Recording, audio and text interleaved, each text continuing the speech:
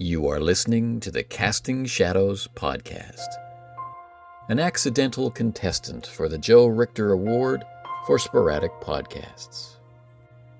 This episode is not what I thought it would be when I was thinking about what I would be able to talk about when I was eventually able to record a new episode for the podcast. But the topic chosen for today suits this format well, so I'm not too concerned about the change in program.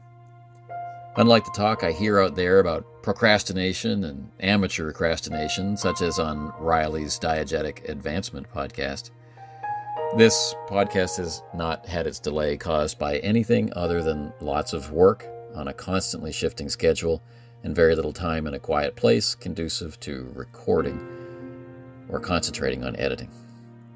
I have had time to record for the podcast and for the YouTube channel in less conducive environments, but time for preparing an upload has been too tight.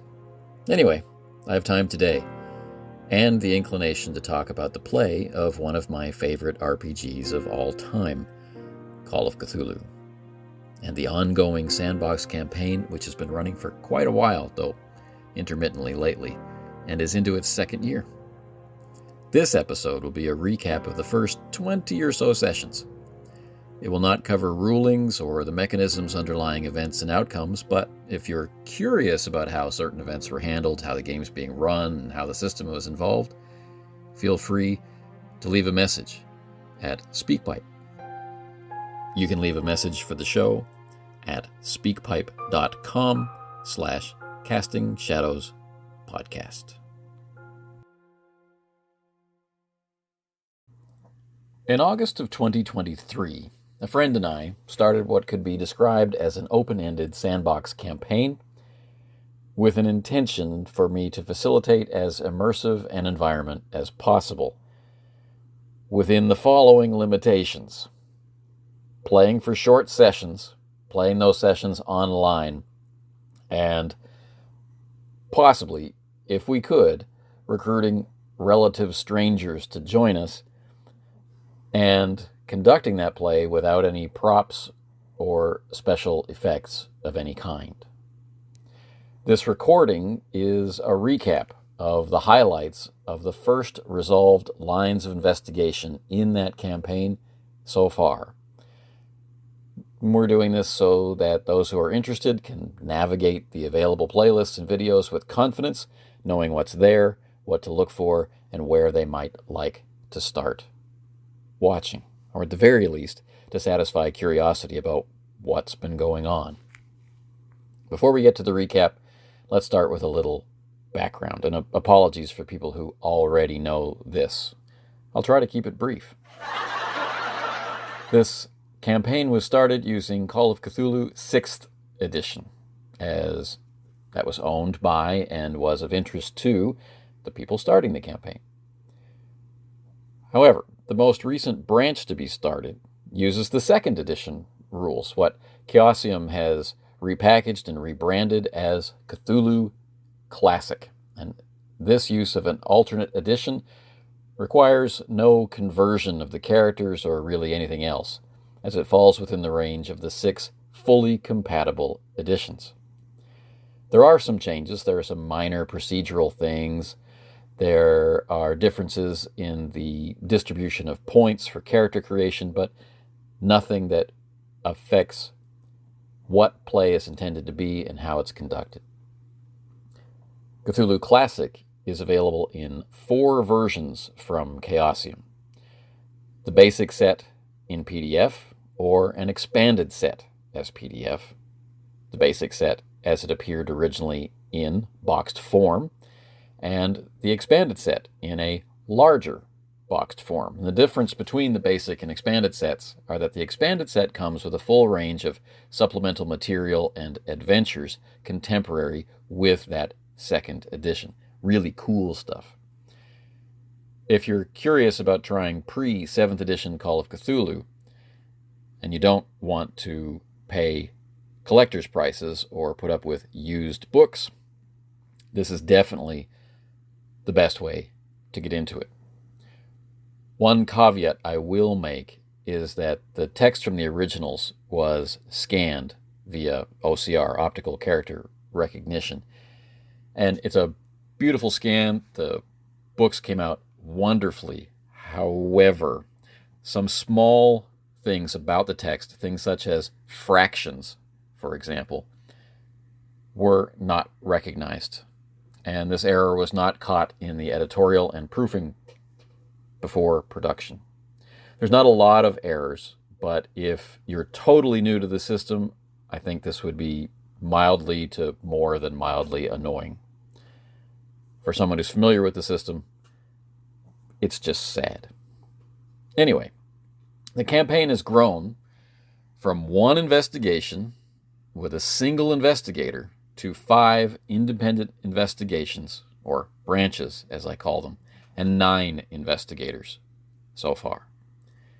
In order of appearance, those characters are Terrence McSweeney, a cub reporter for the Boston Globe; Callum McGinnis, a true crime photographer specializing in mob hits; Alfred Smalls, an antiques dealer; Alex Thornton, an agent for the Prohibition Bureau; Jimmy Calloway, the hitman for the dominant mob in Boston; Dr. Edward Call Jr., a newly minted psychologist or psychiatrist wrestling with his own problems; and 3 more who we won't cover in this recap, so I won't burden you with remembering their names. But keep your ears peeled for a future recap, or check out the videos, because their characters are really cool.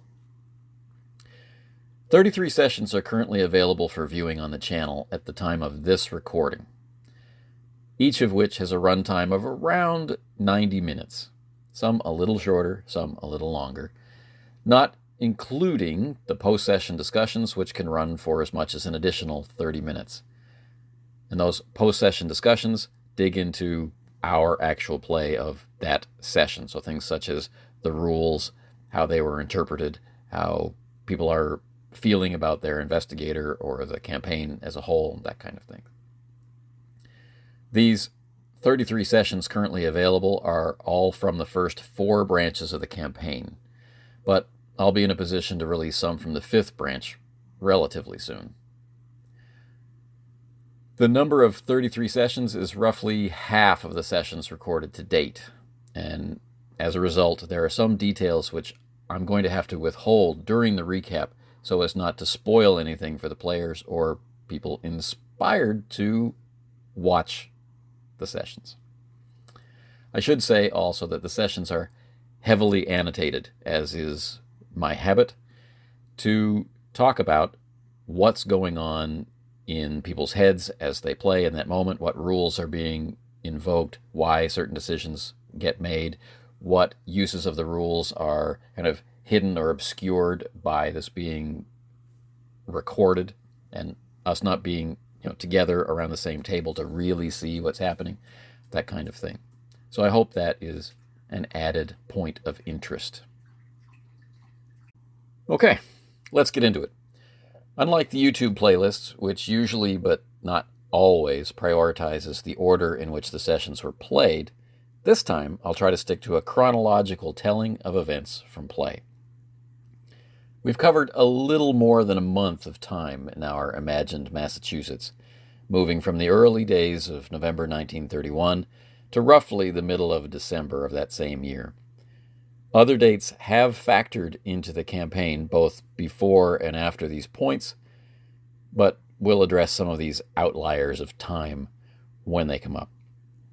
This recap explores the events in and around 2 completed investigations and takes us through roughly half the currently watchable videos on the channel, and that turns out to be a little more than a week of in-game time, sort of.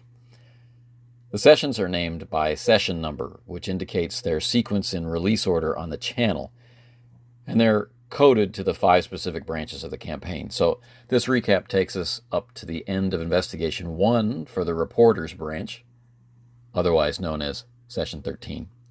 Takes us to the end of Investigation 1 for the Agents branch, otherwise known as Session 21, and to Session 25, which matches up with a similar point in time for the Gangsters branch.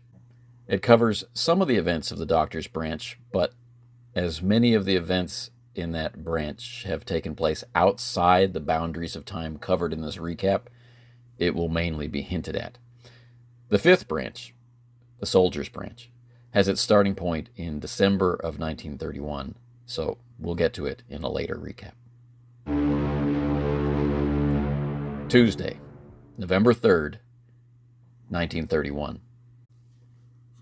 As the campaign opened, a wealthy socialite and member of Boston's elite, one Albert Gavigan, disappeared in an entirely inexplicable way from the office of a carefully notorious PI and ex-Golden Glove champ, who now styles himself as a confidential investigator, in tight with the mob and the upper crust.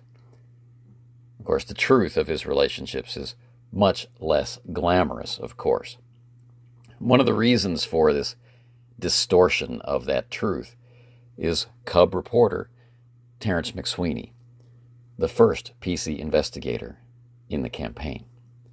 The PI and the reporter are old friends from their school days, and both are struggling to keep their heads above an ocean of debt as the Depression deepens. McSweeney was on his way to the PI's office under orders from his editor at the Boston Globe to get a quote from the reclusive Gavigan concerning the biggest current rumor fit to print, the recent theft of several books reportedly valued at several $1,000s, which were donated by the reclusive socialite to a local auction house. McSweeney would not get there in time. See, something kept him on the street long enough to get cold and anxious, and long enough for those few people who work on that dark and sunless street to leave the area, long enough to miss the abduction. Perhaps it was good luck. One such delay was a hungry street dog, an English setter. Another was the haunting lure of a distant song from a hidden speakeasy down the street.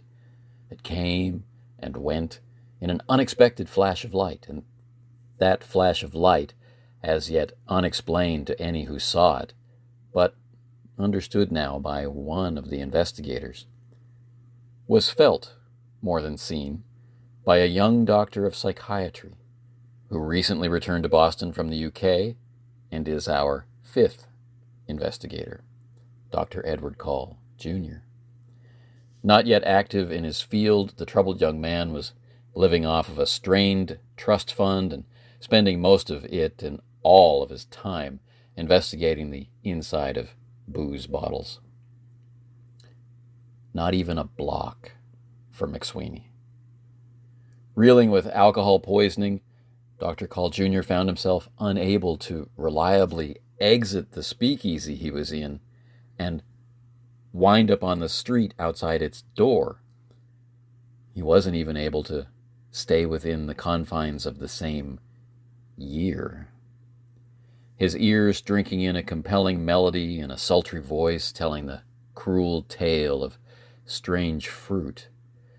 The realization of madness, or the impossible translation to another time, was conveyed to him by a torn poster and scattered newspapers around him proclaiming the year to be 1939. Before he could even begin to grasp the implications of that, he began to tumble in and out of times and places within and beyond his ken, but more often than not, returning to that particular place and time on the floor of his favorite gin joint, his regular haunt, before being set adrift again. Tuesday, November 10th, 1931. Creeped out at the other end of that same street, McSweeney ignored the haunting melody as it faded away, turned his back on the dog, urging him to run off, eyes watering from the seen but yet unseen flash of light, and he picked a lock to the outside door of the PI's building, which he expected to be unlocked. and he made his way upstairs to the office, where he found his old friend, unconscious and bleeding from a head wound. His quick search turned up the cover of a large, medieval-looking book with its pages torn out, and most of a man's finger caught up in the metal buckle of one of the book's leather straps, and the tip of an expensive shoe protruding from the plaster of the wall as though it had been put there by the plasterer. Over the course of rousing his friend and looking around, he discovered that the pages of the book were more than just pages, and that he might be onto a story that could make his career, if anyone would believe it. The PI, obviously concussed, could not remember how or when Gavigan had disappeared, nor had he ever seen the shoe in the wall before. McSweeney decided to call in a photographer of his acquaintance, our second PC investigator, to help ensure that the story would be believed. The photographer, a true crime specialist named Callum McGinnis, wasted no time getting there and getting involved. Their investigation would reveal that the shoe had a foot and other viscera in it on the other side of the wall, a wall in what was ostensibly a surveyor's office, but what was really a mob surgery run by a disgraced doctor and former social mover named Edward Call. Edward Call, Sr., a man the underworld referred to as the Consultant, a man whose estranged son was just then drifting forward and backward in both time and space across Boston, unsure if he should go to the hospital to get his stomach pumped or sleep it off at home. His efforts to go anywhere continually stymied by how unmoored he had become from both clock and calendar.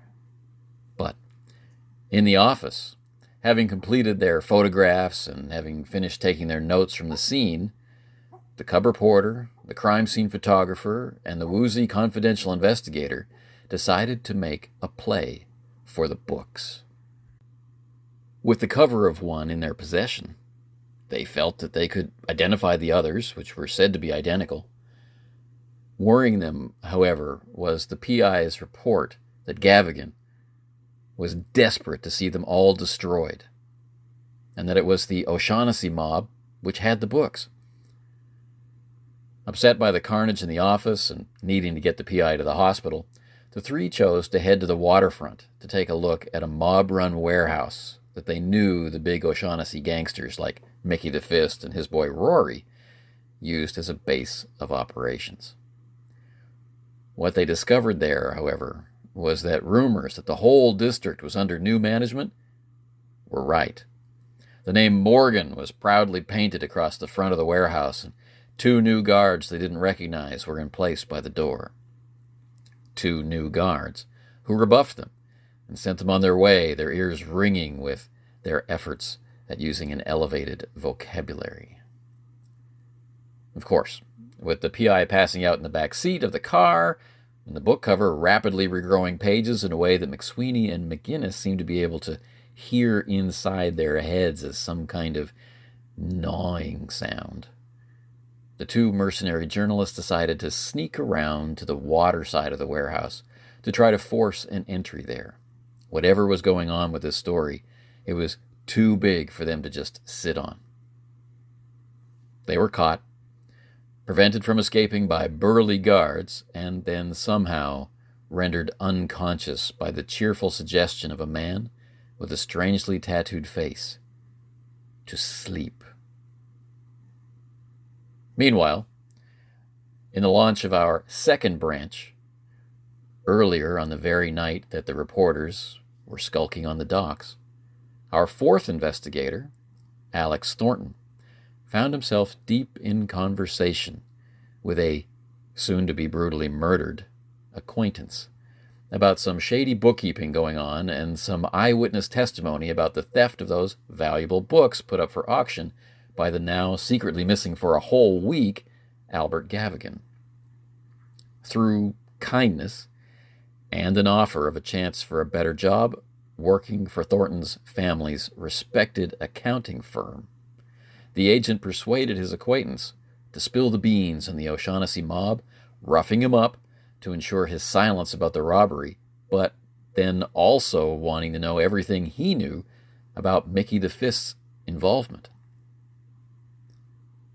Thornton got him to talk about how the numbers of books reported stolen didn't match up with what was on the invoices, and how a guard was brutally beaten and left for dead during the robbery. That guard still struggling for life in a body cast in the hospital. Thornton also got the man to walk him through how the auction house was running 2 sets of books to help cover up kickbacks to some of its wealthy patrons. Better yet, the man, Steve Alwell, had made his own copies of the duplicate ledgers, and he turned those copies over to Thornton. Sadly, Alwell didn't live long enough to call him a favor and get that cushy job. Wednesday, November 11th, 1931. When the reporters awoke from their mysterious slumber not long before dawn, they found themselves nude and ritually scarred, spread-eagled on the floor in ritual circles near 2 corpses in ritual circles of their own. Those corpses decided not to take death lying down and moved painfully and hungrily to feed on the pair of truth-seekers. The 2 truth-seekers fled, stopping only long enough to grab their clothes and do an end run around another man with a tattooed face who entered the building as they were making haste to the exit. McSweeney pausing only long enough to snatch a letter from him as they passed. The letter, they would later learn when they opened and read it, marked them as the possessions of their captor, signed as X, and hinted strongly at some form of prescience, as he already knew where and with whom they would read it. After dumping the PI at the hospital, they took the still refilling book to the antique shop of our 3rd PC investigator, Alfred Smalls, just at dawn, both to hide out and to see what he could make of the Latin writing in this bizarre book, which, when they had found it, had no pages. Soothed with food, coffee, and medicinal whiskey, but plagued with the constant gnawing paper sound of the book regrowing its pages, and a different sound of something heavy being dragged across a rough surface, sounds that they knew were not audible in the room around them. The pair were interrogated thoroughly by Smalls before he turned his probing mind to examining the book. Before he could make much more progress than confirming the title and authorship of the book, that it was called Mysteries of the Worm and was a record of the search for immortality by a crusader turned sorcerer by the name of Ludwig Prynne, recorded by a scribe named Johannes. The phone in the store below the apartment rang. It was a demand from the mob consultant, Edward Call, Sr., for their presence back at the PI's office. It turned out that some of the mob's boys, such as pretty boy Rory O'Shaughnessy, spotted the PI in the hospital and had some pointed questions for him, like, who else knows about Gavigan in the books? Now, when the mobsters spotted the suffering PI and liberated him from the tender care of nurses and his no-nonsense doctor, they were out searching for an aging hitman by the name of Jimmy Calloway, our 6th investigator. Their boss, the big boss of the entire O'Shaughnessy mob and the real power in Boston, wanted to see Jimmy. Jimmy, suffering from leukemia and desiring nothing more than a quiet retirement, had been keeping to himself, and the boss was not happy about that. Rory O'Shaughnessy, using his charm, his personal ties to Jimmy, and the old bonds of loyalty and friendship, persuaded the dying man to go with him to the mob's walled estate overlooking the ocean. On the drive, Rory talked about all sorts of nonsense, like his father being missing, and faith healings, and gang wars, and Jimmy did his best to set him straight. When they arrived, the young up-and-coming gangster dropped off the old and retired hitman, and they made plans to talk later in the coming day. Once inside and alone with the boss, stepping over the corpse on the way in of a former associate Rory had explained had recovered lost body parts from a faith healer, Jimmy was once again hit with his old boss, really his old friend's, request that he retire there at the estate under the watchful eye and protection of this man that he had spent his life protecting. He also, however, was forced to learn all at once and in a hail of bullets that the dead do not always remain dead, and that though near death himself, his first thought, when faced with the vicious attack of the resurrected and seemingly unkillable Lou Malone, his first thought was to protect the boss.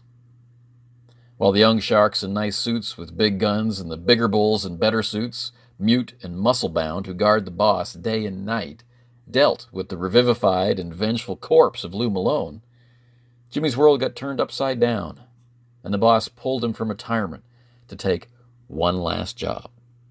Old Lou Malone, former smuggler and made man in the mob, found his ravenous hunger chained and locked up inside a metal drowning box kept for such purposes in the coal cellar.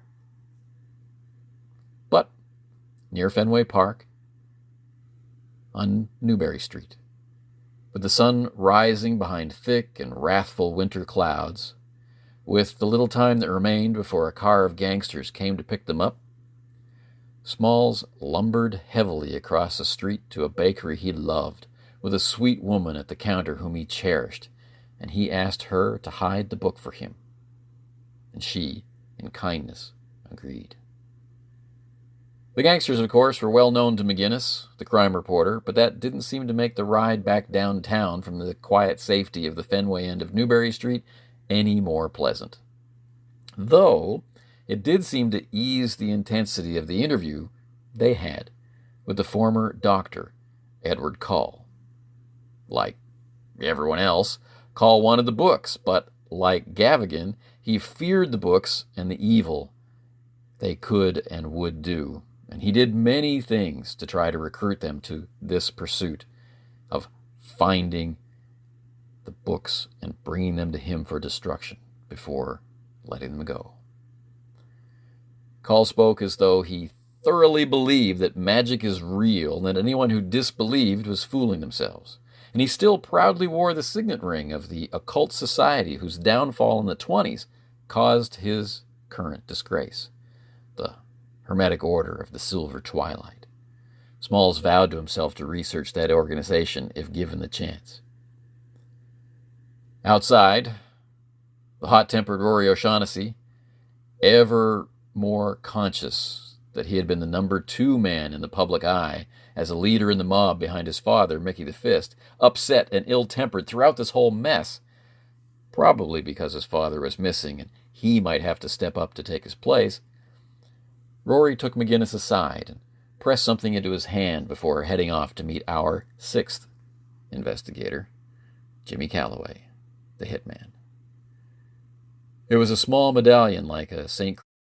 Christopher's medal, but it was blank on one side and bore an etched symbol of a stylized branch with one broken frond on the other. McGinnis pocketed the medallion. The PI was required to stay with Call for the tending of his injury and what could be assumed to be more interrogation. Going straight to the bakery to pick up the book, which they had of course denied to the consultant that they had, Smalls found that his warm relationship with the baker had been lost. She had looked inside the book and was deeply troubled by it.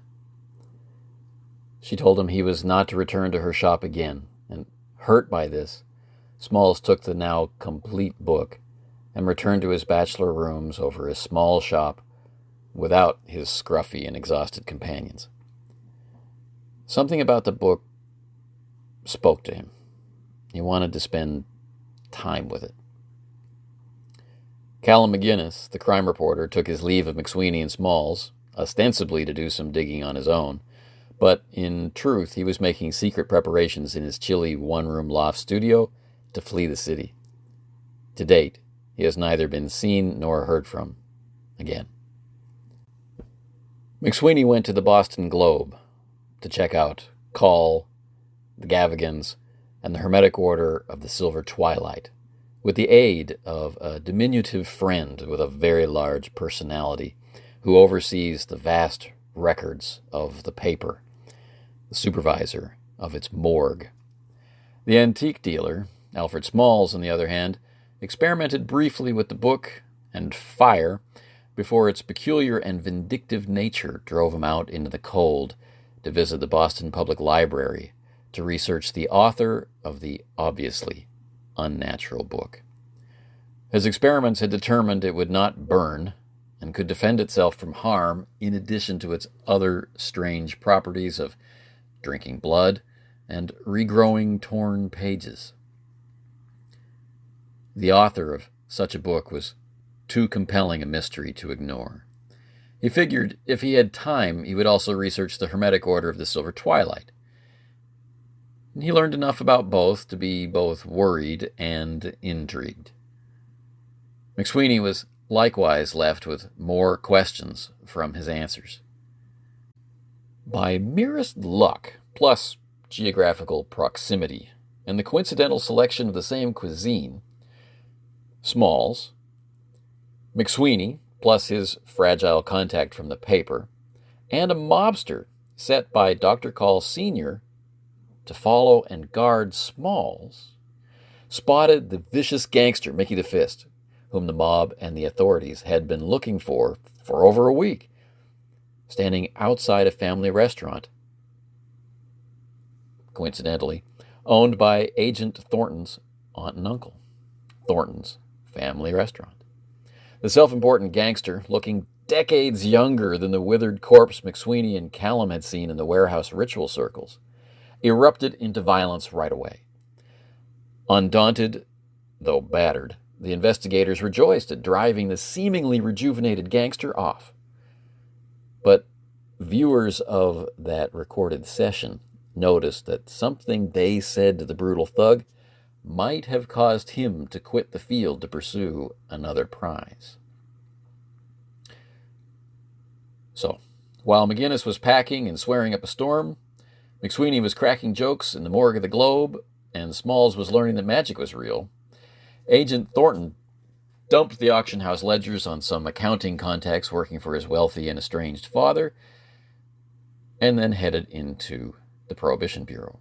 There, he was tasked to investigate the recent shift in territory from the powerful O'Shaughnessy mob to what his boss, a World War I vet named Bill Rainier, called the Morgan Outfit.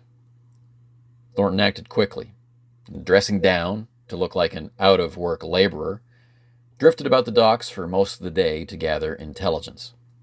What he learned confused him, as the dock and neighboring areas seemed to be free of the more obvious criminal activity conducted by the O'Shaughnessy smuggling operations, which used to run out of that district not very long before. And indeed, the whole area seemed to be in the process of renovation and reconstruction. Taking a risk, he began actively seeking work, and before long found himself taken in by a kind young man for an interview with a Mr. Morgan in a recently painted warehouse with a new sign that bore the same name. During that interview, Thornton learned that Morgan, Xavier Morgan, a suave man with a nice suit and a strangely tattooed face, knew all about him and claimed to have been waiting there to speak with him that day. He hoped that they could work together. During this interview, another man, obviously blind and also bearing tattoos on his face, sat in silence, watching everything. Those watching the events of both branches on YouTube would recognize this man as the one who passed McSweeney the strange letter from X. X, or Xavier Morgan, invited Thornton to imagine how working together might lead to a life of satisfaction, a world of satisfaction, before the two separated, and the agent went back to the office to report in. While there, he found a tarot card sitting on his blotter, the Knight of Swords. Assuming it was some sort of joke by his boss or fellow agents, Thornton was disturbed to learn that it had been delivered while he was talking with Morgan, and that its face was identical to his own. After work, alone, he noticed more and more strangeness about the card and began to wonder if something might be wrong with him. Before he'd had much chance to confront those feelings, he found himself having a bizarre conversation with a huge police officer in his driveway. The man, not troubling himself with breathing in the cold night air, was an officer, John Malone, known as Honest John to his friends in the old neighborhood. His unnatural nature, in combination with his disturbing message from Morgan, left Thornton even more troubled. With nothing but a cold and empty house to look forward to at the end of this day, the dry agent instead visited his old psychology professor from Harvard. While explaining the weird events of the day, the image of the knight from the tarot card slipped off the card onto and then under his skin, leaving the card mostly blank. Unable to verify or resolve this inexplicable event for Thornton, the professor promised to reach out to some colleagues who deal with more esoteric subjects than he normally handles.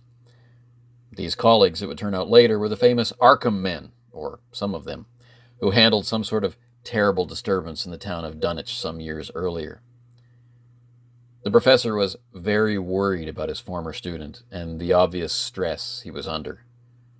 Knowing the young man had few, if any, people to turn to in time of need, he willingly opened his home as a place of shelter. Another person feeling concern for a young person was hitman Jimmy Calloway for Mickey V's son, Rory O'Shaughnessy. He set about closing out his affairs and cleaning out his apartment in preparation for moving into the mob's sprawling manor house, asking questions about all the changes in the underworld, and finally taking note of the more political forces shaking up the poor neighborhoods. A group making major headway in getting the people's attention called itself People and Future, and they not only promised food, training, and work, they promised, and by all reports delivered, healing. Faith healing. Troubled, and yet tempted, he went to his meeting with Rory. Talking with him, Jimmy grew more disturbed, but as Wednesday passed into Thursday, things would get worse. Thursday, November 12th, 1931. A so far only reported, not played event that touched the lives of all the investigators, including those in the soldiers' branch, though they don't know how, was what the papers called the mob massacre. As Thursday unfurled across Boston, rumors were already spreading through the underworld, and by the time the paper's lurid picture and bold headlines told the rest of the city, the secret was already out. The muscle of the O'Shaughnessy mob had been wiped out, brutally and inexplicably, in a display of ferocity unmatched by anything reported from gangland in the entire run of Prohibition to date. What did it mean? Who was responsible? How did they do it? How did they do it and get away with it? All questions, no answers.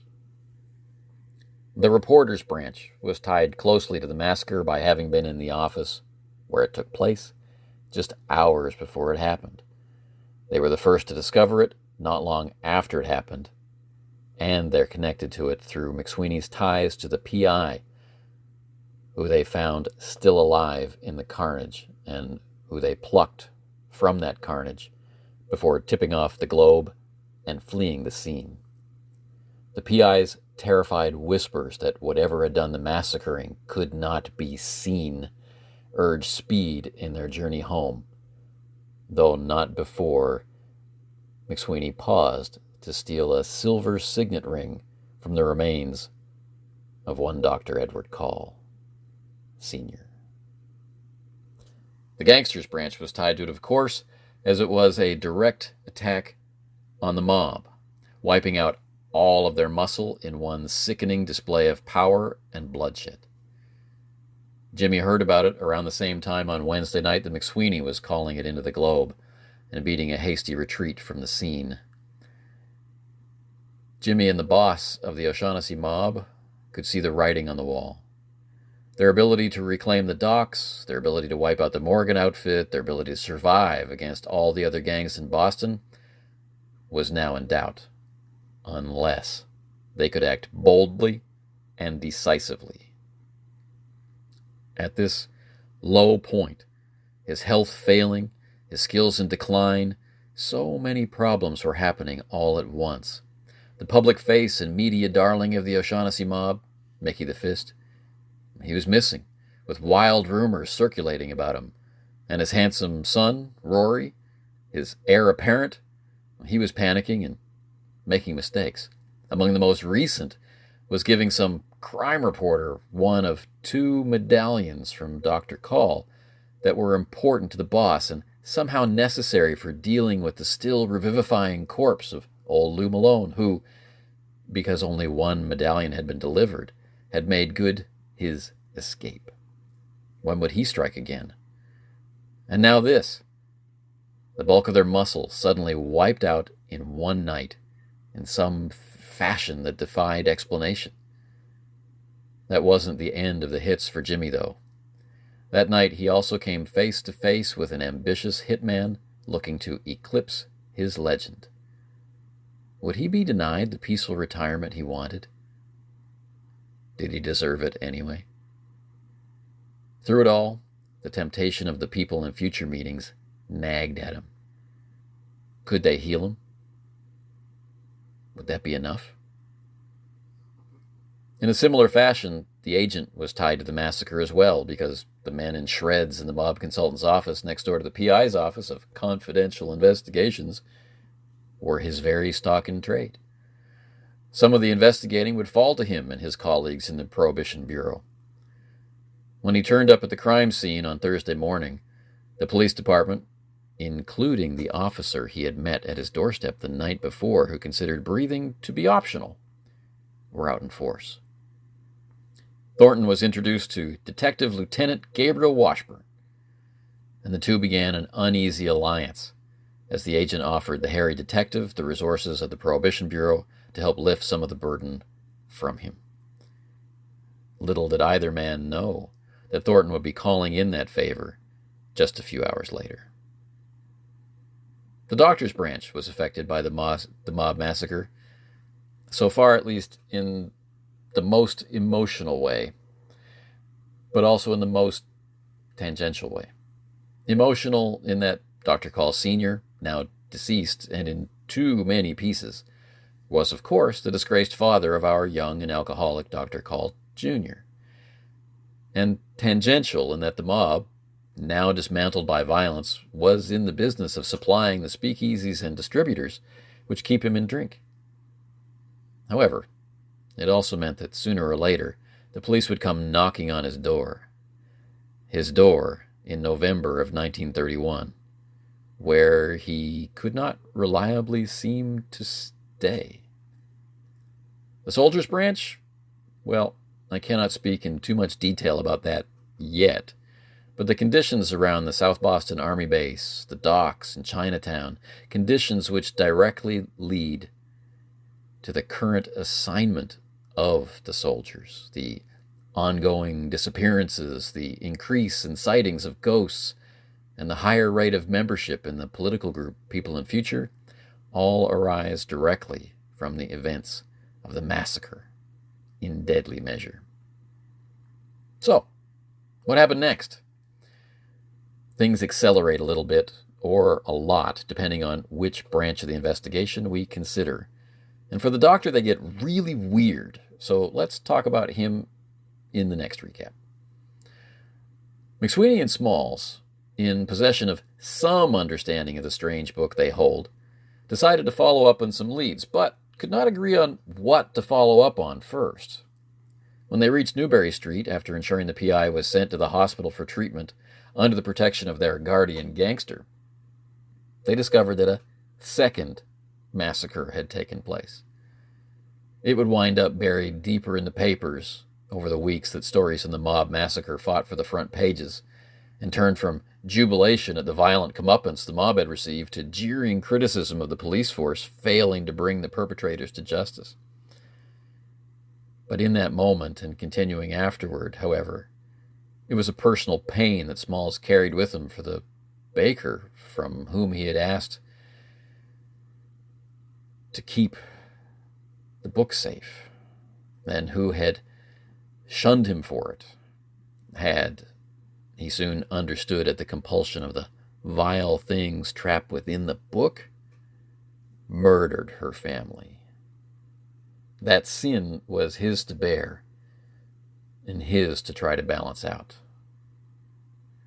Eventually, with a few more details added to their list of discoveries, not the least of which was a secret journal written in code, hidden within a desk Smalls had purchased from a state auction of items seized after the fire at the Scott Farm, where the now infamous but once celebrated Hermetic Order of Silver Twilight had had its scandalous showdown with the police several years ago. The two decided that the next day they would investigate the ruined farm to search for signs of missing people, stashed books, or more journals which might shed light on what was going on. While this was going on, Agent Thornton was breaking in a new partner, Kyle Winchester, and looking at the corpse of his little friend, Steve Alwell, in that man's dingy basement room. His heart had been smoothly removed from his chest. Under his body was a tiny stone statuette in the form of a kneeling, featureless figure with its arms crossed across its chest. His preliminary search and talk with witnesses led him to a single set of footprints beside his own, through the snow to the doorway, and the idea that one of Mickey the Fist's many kids, or more disturbingly the Fist himself, had been here and committed the murder. Knowing what was the right thing to do, but not who to trust in the very corrupt Boston Police Department, Thornton decided to contact Detective Washburn, who, exhausted from the grim labor of the night before and the day now ending, showed up and agreed to take the case. The two exchanged notes in a frank manner, using the obviously unnatural crime before them as the doorway into an honest sharing of impossible ideas and uncomfortable admissions, such as that not all of the men of the police department draw breath, and that Washburn, too, had found an identical statuette. His had been found in the remains of the massacre. Jimmy, during this time, kept busy. There was so much he needed to catch up on, and he wanted to keep an eye on Rory. He pushed the young gangster to focus, track down the photographer, Callum McGinnis, and get the medallion back. He would look for Mickey. In addition to checking more on People in Future's rhetoric, he checked on Mickey's homes and broke into the auction house after dark with Rory as his getaway driver. Everywhere he went, he was left with more questions than answers. Someone was renovating the auction house, covering up signs of obvious violence. Not even Mickey's mistresses knew where he was, and no one had seen him for over a week, and the man couldn't stay out of the public eye for a day, let alone a week. How was it possible? And Rory, he wasn't handling the pressure well at all. Jimmy sent him off again with a stern lecture to deal with the photographer. Friday, November 13th, 1931. The investigation of the Scott Farm by Smalls and McSweeney, aided by a well-informed cabbie, confirmed much that they had learned about the order, about the Call and Gavigan families, and the horrible things which had happened and which finally ended in fire and bloodshed when the police raided the farm looking for missing people years ago. They also found hints of another figure in the upper echelons of the Hermetic Order of Silver Twilight, one Carl Stanford. Spurred on by information from the cab driver, who reluctantly agreed to wait for them for an exorbitant sum, they began to search for hidden rooms and chambers elsewhere on the property, as the ruins of the main building had obviously been picked clean of everything which could be taken and sold, and that stripping of the building hadn't revealed much that the police had not already uncovered. This search led them to a series of mystical enlightenment paths through a once carefully kept wood, and moving quickly through the wood without giving the past much thought, they found a fallow field with a sealed-up well house. To give a little hint of the weirdness experienced by the young Dr. Call Jr., he will come in a few days to disappear from a taxi downtown and end up on a walk to this very farmhouse, nearly 100 years in the past, and stay for months before returning after a fall through a gaping sinkhole where the well house now stands, to his familiar Boston of 1931, but arrive there before he left. Anyway, Smalls and McSweeney did not travel back in time to an idyllic farm in an earlier century, but McSweeney did take a dangerous fall into the well after one of the iron rungs sunk into the wall of that well gave way. An obvious way out at the bottom, however, proved to release a steady flow of cold and cloudy water. An attempt to climb the ladder again resulted in another broken rung. It looked like McSweeney would drown. While Smalls heroically struggled to get him out of the pit, all seemed lost for both men, when unlikely rescue came in the arrival of the friendly but untrusted face of none other than Xavier Morgan. His similarly tattooed associate, whose eyes lacked both iris and pupil, and the cab driver who brought them out here, but who was now watching over the restrained form of their guardian gangster, Tommy O'Riordan, who had been assigned to protect Smalls. After Smalls negotiated for Tommy's life, and Morgan explained that that would mean following him down into the pit and learning more about the book and what he called the book's passenger, the two sides reached an uncomfortable alliance. Under Morgan's instruction, McSweeney was able to stop and drain the flow of water, having navigated a vile passage of disturbing aquatic things to come out in an underground cavern with pillars and other carvings, as well as a large iron pump. Once the water was back under control, the others joined him underground. It soon became apparent that Morgan's intent was to release whatever he claimed was imprisoned in the book and sacrifice Smalls on a cruel stone altar in this chamber to do it.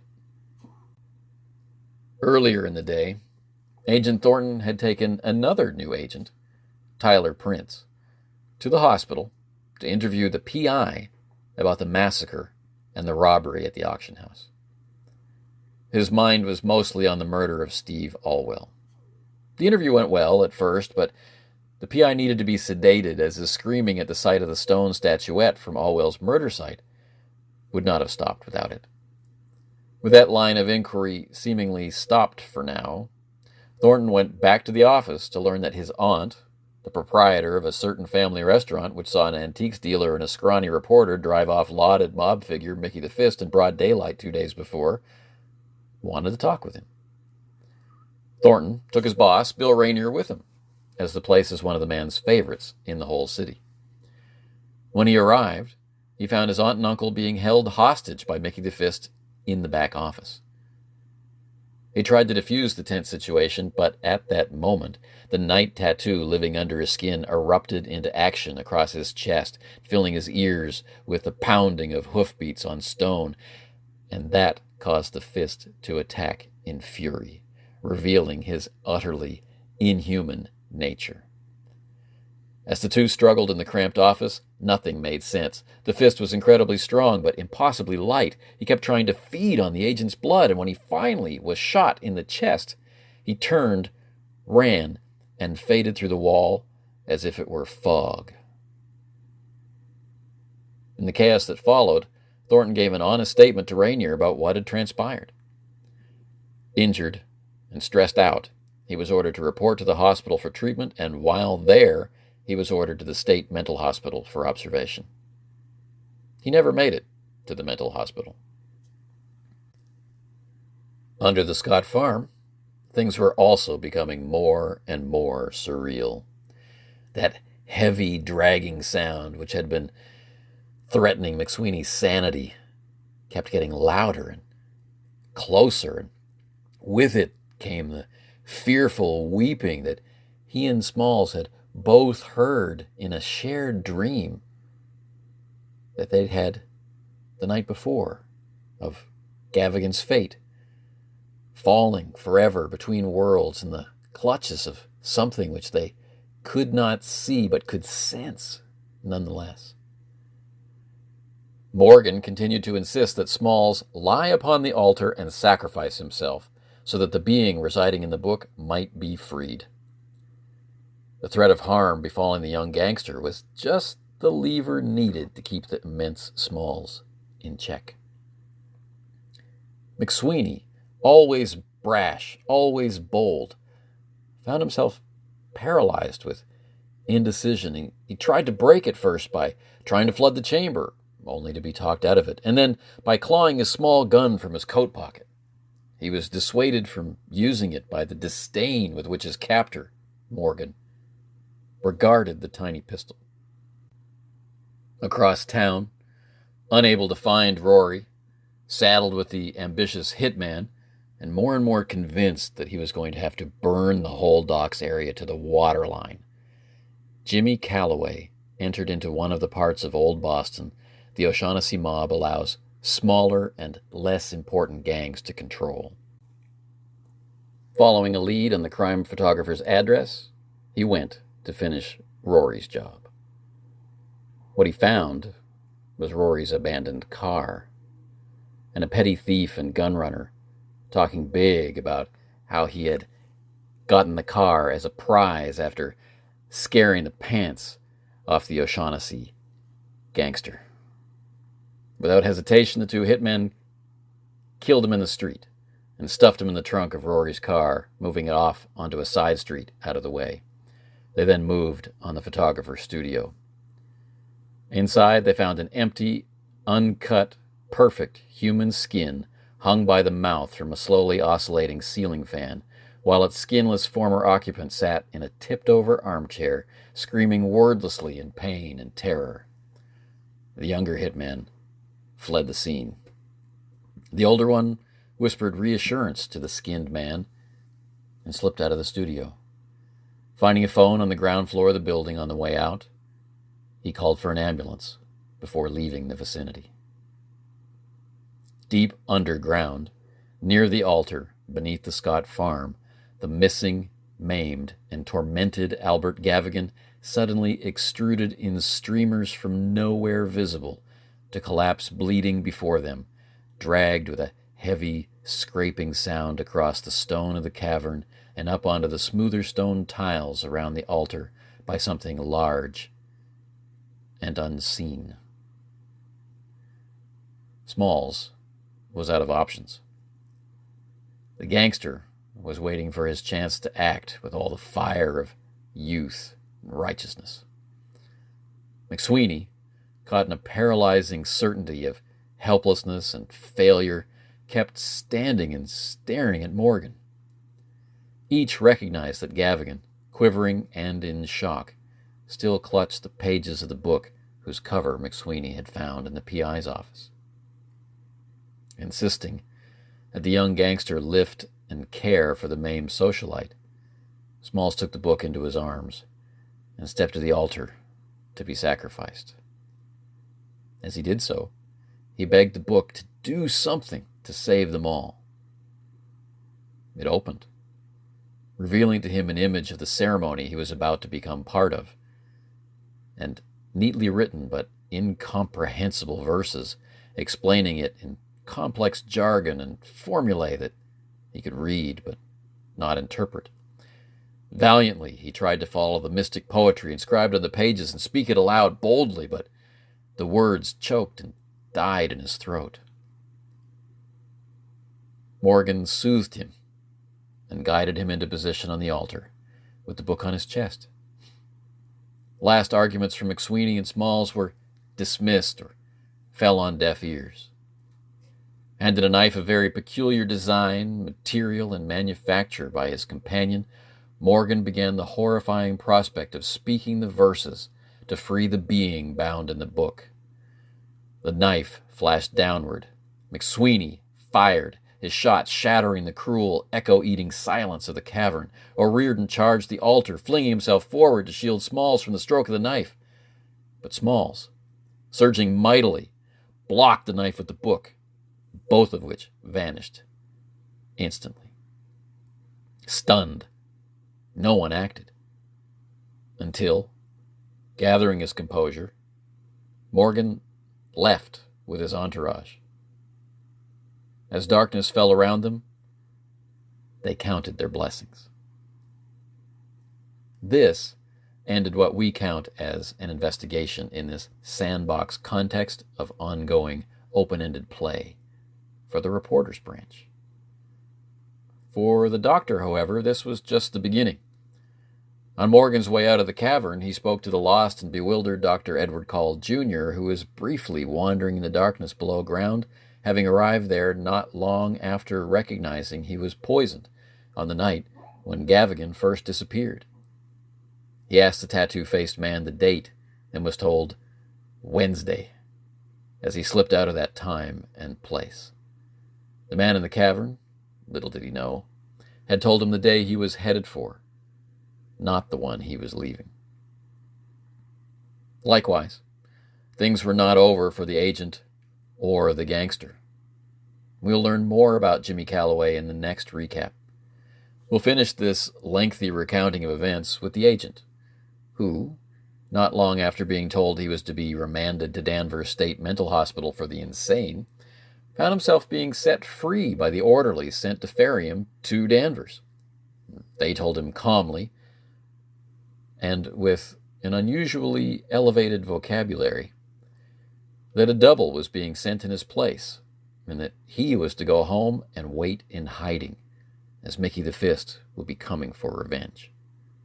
It was up to him, as Morgan's Knight of Swords, to put Mickey down, and they, as his pages, would help him to do so.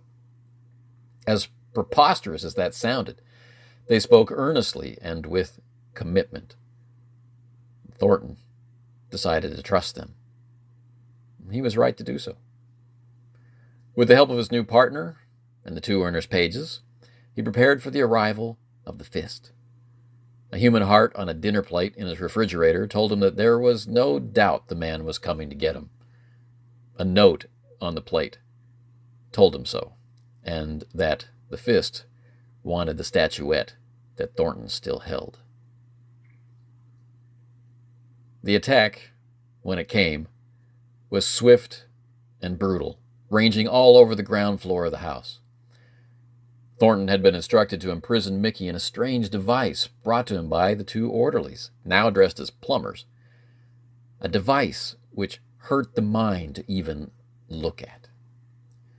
With the force of the night tattoo surging under his skin and the adrenaline of life and death combat, Thornton, with the timely intervention of his partner, Winchester, managed to subdue the blood-drinking, rejuvenated gangster who used to be a lascivious narcissist called Mickey the Fist, and see him impossibly imprisoned in the pulsing device.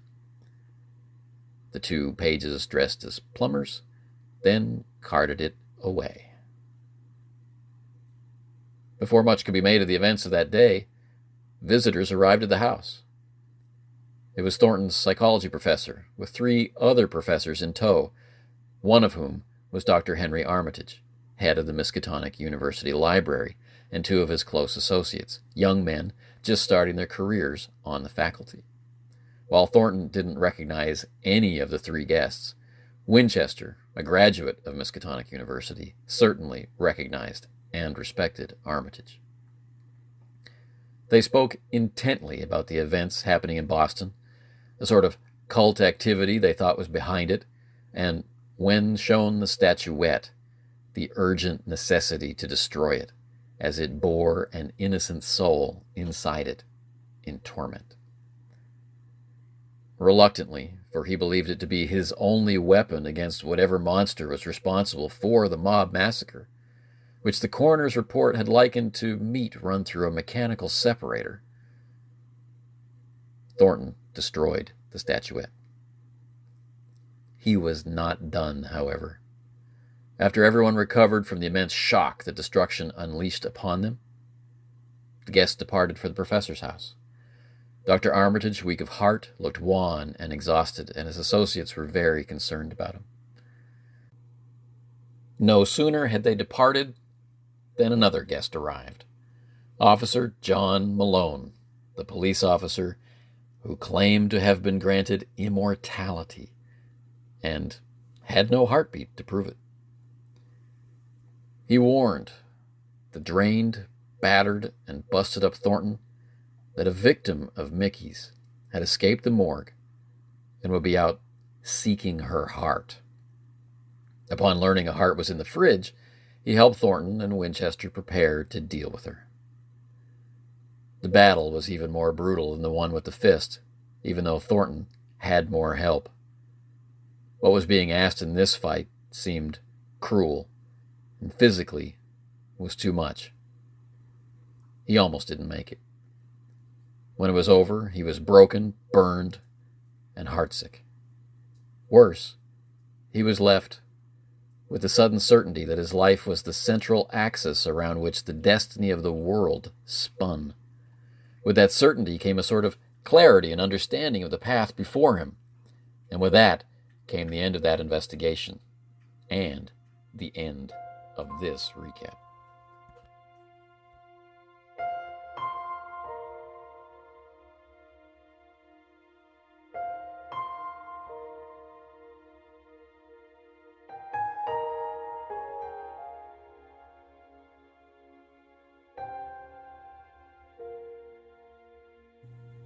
Well, when I began this endeavor of sharing this recap, I didn't expect it to take almost an hour.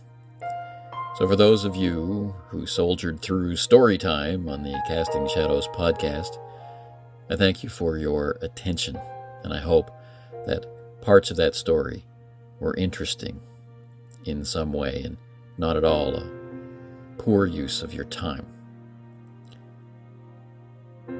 Until the next time, take care. You've been listening to the Casting Shadows podcast, an extension of the Casting Shadows blog and the Runeslinger YouTube channel. If you'd like to leave a comment on the show, you can leave a voice message at speakpipe.com/castingshadowspodcast or in the other means provided in the show notes.